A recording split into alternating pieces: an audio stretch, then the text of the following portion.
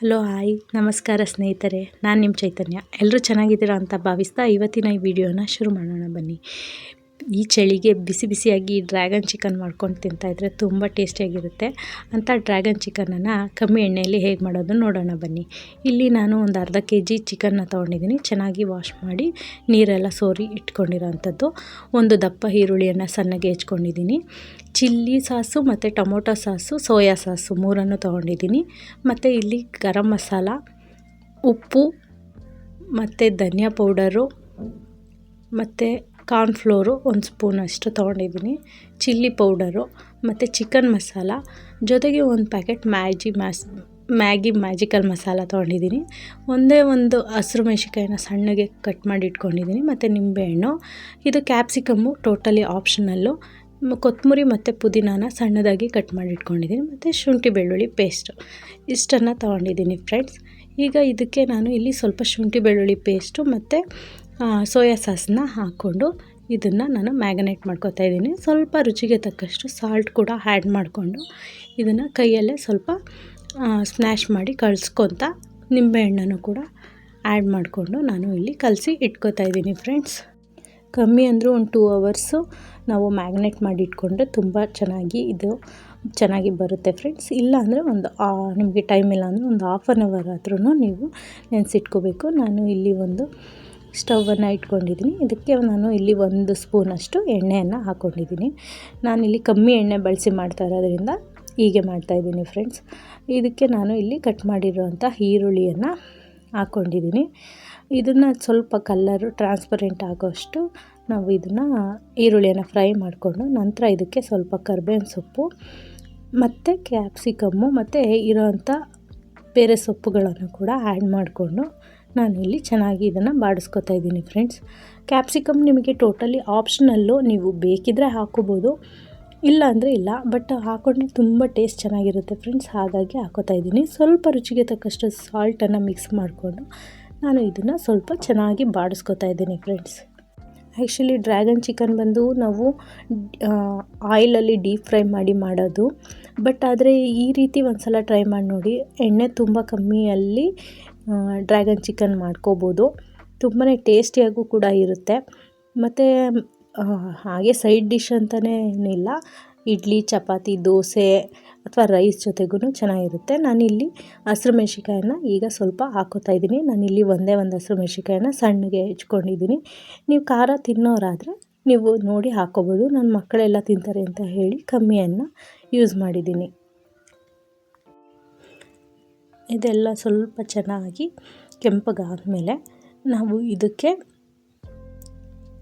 ಚಿಕನನ್ನು add ಮಾಡ್ಕೋಬೇಕು friends. ನಾನು ಆಗಲೇ ಹೇಳ್ದಾಗೆ ನೀವು ಆ ರೀತಿ ಡ್ರ್ಯಾಗನ್ ಚಿಕನನ್ನು ನೀವು ಎಣ್ಣೆಯಲ್ಲಿ ಫ್ರೈ ಮಾಡಿ ಮಾಡೋದಾದರೆ ತುಂಬಾ ಚೆನ್ನಾಗಿರುತ್ತೆ ಅದೂ ಕೂಡ. ಬಟ್ ಸ್ವಲ್ಪ ಎಣ್ಣೆ ಎಲ್ಲ ಜಾಸ್ತಿ ಇರೋದ್ರಿಂದ ಕೆಲವ್ರಿಗೆ ಹೆಲ್ತ್ ಕಾನ್ಷಿಯಸ್ಸು ಆ ಥರ ಇರುತ್ತೆ. ಸೊ ಹಾಗಾಗಿ ಈ ರೀತಿ ದಯವಿಟ್ಟು ಟ್ರೈ ಮಾಡಿ ನೋಡಿ. ನಿಮಗೂ ತುಂಬ ಇಷ್ಟ ಆಗುತ್ತೆ ಅಂತ ನಾನು ಅನ್ಕೋತೀನಿ. ನಮ್ಮ ಮನೇಲೆಲ್ಲರೂ ತುಂಬ ಇಷ್ಟಪಟ್ಟು ತಿಂದಿದ್ದಾರೆ. ಹಾಗಾಗಿ ನಿಮ್ಮ ಮನೇಲೂ ಕೂಡ ಇಷ್ಟ ಆಗ್ಬೋದು ಮಕ್ಕಳಿಗೆ ಎಲ್ಲರಿಗೂ. ಸೊ ಈಗ ನಾನು ಎಲ್ಲ ಚಿಕನನ್ನು ಹಾಕ್ಕೊಂಡು ಅದು ಮ್ಯಾರಿನೇಟ್ ಮಾಡಿದಂಥ ಏನು ಸಾಸ್ಗಳದ್ದೆಲ್ಲ ಇತ್ತಲ್ಲ ಅದನ್ನು ಕೂಡ ಅದರೊಳಗೆ ಆ್ಯಡ್ ಮಾಡಿಕೊಂಡು ಇದನ್ನು ನಾನು ಇದೇ ರೀತಿ ಮುಚ್ಚಿ ಒಂದು 5 ನಿಮಿಷ ಬೇಯಿಸ್ಕೊತಾ ಇದ್ದೀನಿ ಫ್ರೆಂಡ್ಸ್. ಅದಕ್ಕೂ ಮುಂಚೆ ಒಂದು ಸಲ ಇದನ್ನು ನಾನು ನೀಟಾಗಿ ಎಲ್ಲದಕ್ಕೂ ಸ್ಪ್ರೆಡ್ ಆಗೋ ಥರ ನಾನು ಬಾಣಲಿಗೆಲ್ಲ ನೀಟಾಗಿ ಸ್ಪ್ರೆಡ್ಡಾಗಿ ಇದಾಗೋ ಥರ ಮಾಡಿಕೊಂಡು ನಾನು ಮುಚ್ಚಿ ಬೇಯಿಸ್ಕೊತಾ ಇದ್ದೀನಿ ಫ್ರೆಂಡ್ಸ್. ಒಂದು 5 ನಿಮಿಷ ಕವರ್ ಮಾಡಿ ಬೇಯಿಸ್ಕೊಂಡ ನಂತರ ಮತ್ತೆ ಇದನ್ನು ನಾವು ಮಿಕ್ಸ್ ಮಾಡಿ ಮತ್ತೆ ಇದನ್ನು ಮುಚ್ಚಿ ಬೇಯಿಸ್ಕೋಬೇಕಾಗುತ್ತೆ. ಮಿಕ್ಸ್ ಮಾಡಬೇಕಾದ್ರೆ ನೋಡಿಕೊಂಡು ಮಿಕ್ಸ್ ಮಾಡ್ಕೊಳ್ಳಿ ಫ್ರೆಂಡ್ಸ್. ಆದಷ್ಟು ಈ ರೀತಿ ಏನು ಹೇಳ್ತೀವಿ,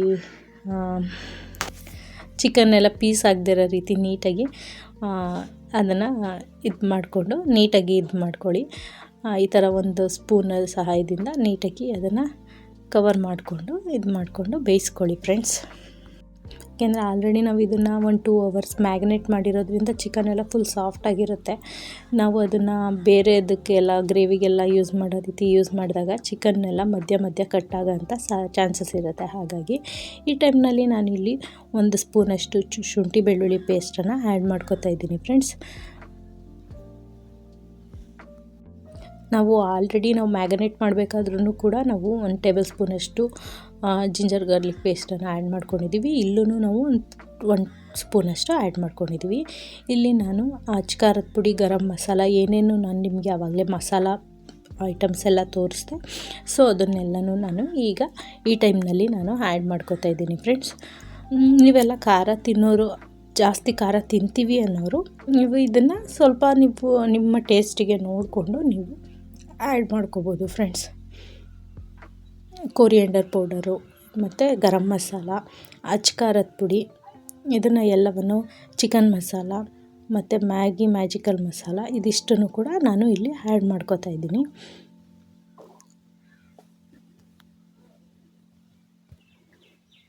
ನಾನು ಇಲ್ಲಿ ಅರಿಶಿನವನ್ನು ಹಾಕಿಲ್ಲ ಫ್ರೆಂಡ್ಸ್. ನಿಮಗೆ ಬೇಕು ಅಂದರೆ ನೀವು ಅರಿಶಿನ ಕೂಡ ಆ್ಯಡ್ ಮಾಡ್ಕೋಬೋದು.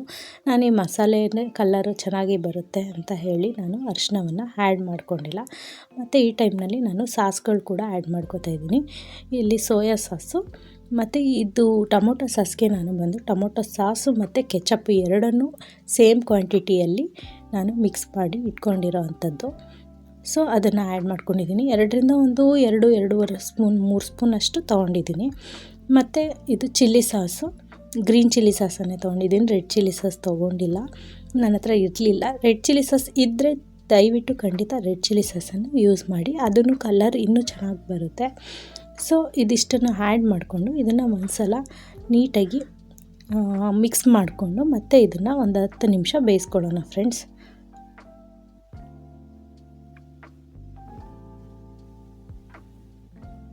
ಈ ಮಿಕ್ಸ್ ಮಾಡಬೇಕಾದ್ರೂ ಅಷ್ಟೇ, ಚಿಕನ್ ಆಲ್ರೆಡಿ ನಾವು ಮ್ಯಾರಿನೇಟ್ ಮಾಡಿರೋದ್ರಿಂದ ತುಂಬಾ ಸಾಫ್ಟ್ ಇರುತ್ತೆ. ನಾನು ಮತ್ತೆ ಅದನ್ನೇ ಹೇಳ್ತಾ ಇದ್ದೀನಿ ಅಂತ ಅಂದ್ಕೋಬೇಡಿ. ಅದನ್ನು ನಾವು ತುಂಬ ಫೋರ್ಸ್ಫುಲ್ಲಾಗಿ ಮಿಕ್ಸ್ ಮಾಡಿದಾಗ ಅದು ಏನಾಗಿಬಿಡುತ್ತೆ, ಎಲ್ಲ ಕಟ್ಟಾಗಿಬಿಟ್ಟು ಪೀಸಸ್ ಎಲ್ಲ ಸಣ್ಣದಾಗಿಬಿಡುತ್ತೆ. ಹಾಗಾಗಿ ನಾವು ಈ ರೀತಿ ಸ್ವಲ್ಪ ಸಾಫ್ಟಾಗಿ ಅದನ್ನು ನಾವು ಮಿಕ್ಸ್ ಮಾಡಿದ್ರೆ ಅದು ತುಂಬ ಚೆನ್ನಾಗಿ ಮಸಾಲ ಎಲ್ಲ ಕುತ್ಕೊಂಡು ಚೆನ್ನಾಗಿದಾಗುತ್ತೆ.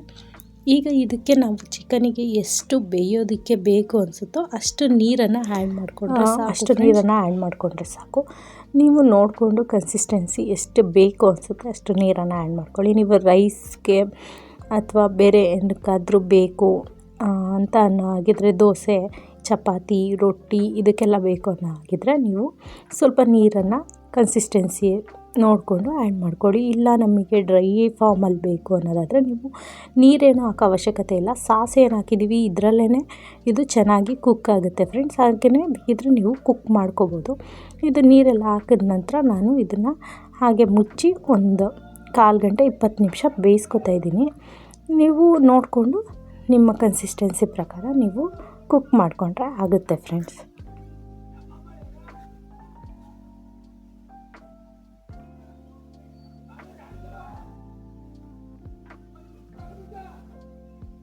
ನನಗೆ ಈ ಕನ್ಸಿಸ್ಟೆನ್ಸಿ ಬಂದಿದೆ. ನಾನು ಈ ಟೈಮಲ್ಲಿ ಇದನ್ನು ಒಂದು ಸಲ ನೀಟಾಗಿ ಮಿಕ್ಸ್ ಮಾಡಿಕೊಂಡು, ನಾನು ಇಲ್ಲಿ ಚಿಕನ್ ಬೆಂದಿದೆಯಾ ಅಂತ ಕೂಡ ನಾನು ಒಂದು ಪೀಸನ್ನು ತೊಗೊಂಡು ನೋಡ್ತಾ ಇದ್ದೀನಿ ಫ್ರೆಂಡ್ಸ್. ನೀವು ಬೇಕಿದ್ದರೆ ನೋಡಿ ನಿಮಗೆ ಬೆಂದಿದೆ ಅನಿಸಿದ್ರೆ ನೆಕ್ಸ್ಟ್ ಪ್ರೋಸೆಸ್ಸನ್ನು ಮಾಡ್ಕೋಬೋದು. ನನಗೆ ಇಲ್ಲಿ ಸ್ವಲ್ಪ ಸಾಲ್ಟ್ ಕೂಡ ಕಮ್ಮಿ ಇತ್ತು ಅಂತ ಅನ್ನಿಸ್ತು. ಹಾಗಾಗಿ ನಾನು ಮತ್ತೆ ಇದಕ್ಕೆ ಸಾಲ್ಟ್ ಕೂಡ ಆ್ಯಡ್ ಮಾಡ್ಕೊಂಡಿದ್ದೀನಿ.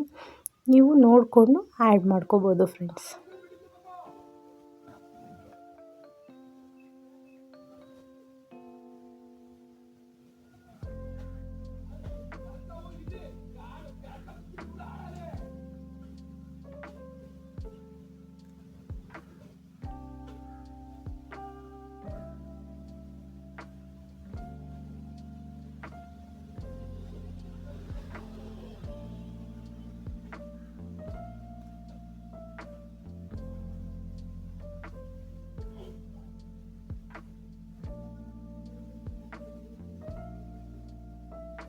ಸಾಲ್ಟ್ ಕೂಡ ಹಾಕಿ ನಾನು ಇಲ್ಲಿ ಕವರ್ ಮಾಡ್ಕೊಂಡಿದ್ದೀನಿ.